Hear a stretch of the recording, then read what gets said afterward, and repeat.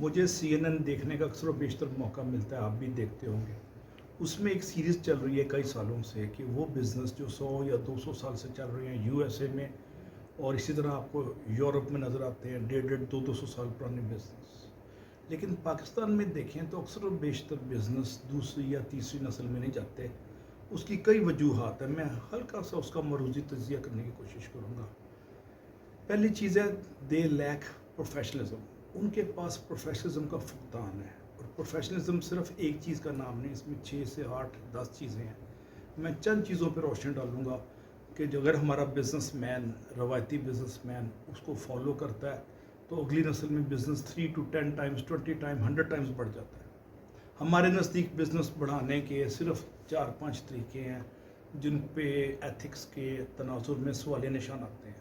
پہلا یہ ہے کہ اوور ٹائم کرواؤ اور پیسے نہ دو اس کو۔ دوسرا یہ ہے کہ خدا نخواستہ غلط جو رواج ہے بجلی چوری کر لو۔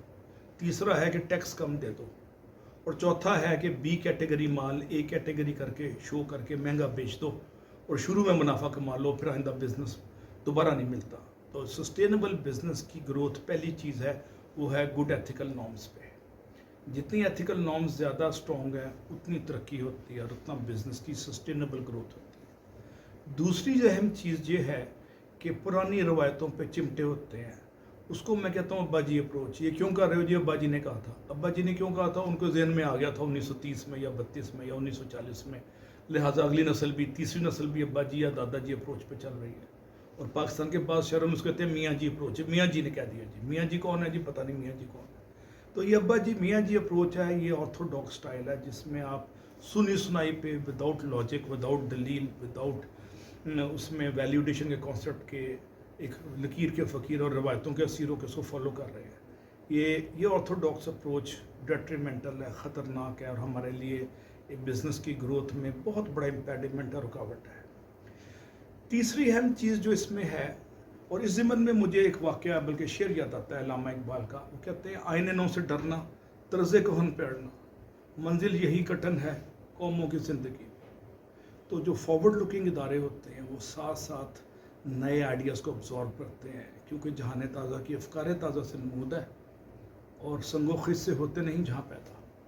چوتھی اہم چیز ہے وہ ہے کمیونیکیشن اور انفارمیشن ٹیکنالوجی کو یوز ہی نہیں کرتے، انگلیوں پہ یا کیلکولیٹر پہ چل رہے ہیں، نہ ہی ان کے پاس سافٹ ویئر ہیں اس کے اکاؤنٹنگ کے یا فائنینشیل مینجمنٹ کے، اور اندازے کے حافظے سے وہ کام کر رہے ہوتے ہیں، تو لاکھوں کروڑوں کا نقصان ہو رہا ہوتا ہے، ان کو پتہ نہیں ہوتا۔ فیوچر فور کاسٹ کرنے سے قابل کہ اس سے وہ قابل نہیں ہے، اور جب فور کاسٹنگ نہیں ہوتی بزنس کی تو بزنس کی ایکسپینشن بھی رک جاتی ہے، اور سم ٹائمز آپ ایکسٹرا مال بنا دیتے ہیں، مارکیٹ میں ابزارب نہیں ہو رہا، یا سم ٹائمز ڈیمانڈ زیادہ اور آپ کو کم پتہ ہے، اور لہٰذا پھر تو فور کاسٹنگ کے جو سافٹ ویئر ہیں، جو پریکٹسز ہیں بیسٹ بزنس کی، وہ استعمال نہیں کرتے۔ اندازے قیافے اس پہ گیس ورک پہ چل رہا ہوتا ہے، ہنچز پہ کام چل رہا ہوتا ہے، میرا خیال ہے جتنا کر دو جی، بس اتنا کر دو۔ خیال کی پیچھے کوئی لاجک، اس کے پیچھے کوئی سپورٹنگ ایویڈنس ان کے پاس اکثر و بیشتر نہیں ہوتی۔ اور ایک چیز جس پہ میں فوکس کرنا چاہوں گا، کوالٹی اور پروڈکٹیوٹی آفٹر تھاٹ ہے۔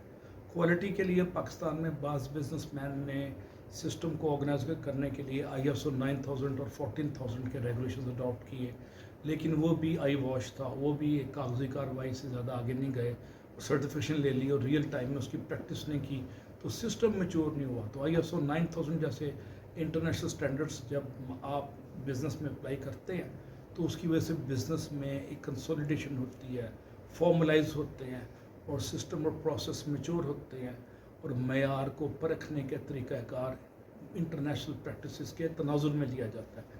تو یہ ایک بہت اہم چیز ہے کوالٹی کا، جس کو ہم فالو نہیں کرتے۔ اس کے علاوہ کوالٹی کے جو انٹرنیشنل نئے ٹرینڈز آئے ہیں، total quality management, waste reduction, اور ری ورک کو اوائڈ کیسے کیا جا سکتا ہے، یہ سب پروڈکٹیوٹی کے تناظر میں آتے ہیں۔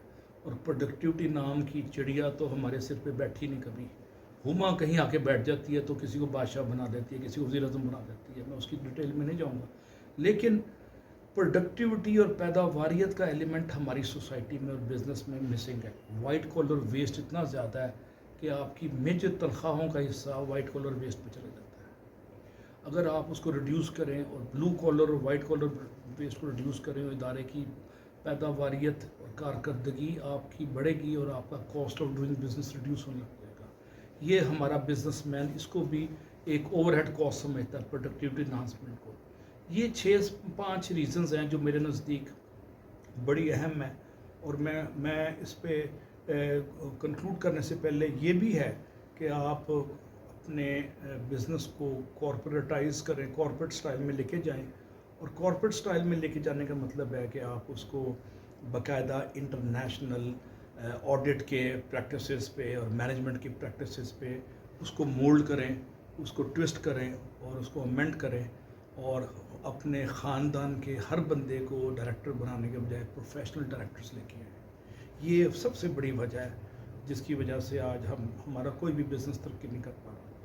1902 یا 4 میں جب ہینری فورڈ نے کار بنانی شروع کی تھی امریکہ میں, تو اس نے اس کو باقاعدہ بعد میں اس کو ایک انٹرنیشنل پریکٹسز کے مطابق لے کے گیا. تو فورڈ کمپنی آج بھی دنیا پہ چھائی ہوئی ہے. تو ہمارے بزنس مین کے لیے لمحہ فکری ہے, اسے چاہیے کہ اپنے اسٹاف کو ٹرین کریں, کنسلٹنسی کروائے اور آڈٹ اور اکاؤنٹس کی بیسٹ پریکٹسز کو انکارپوریٹ کرے. بزنس دوسری اور تیسری اور چوتھی نسل میں جائے گا.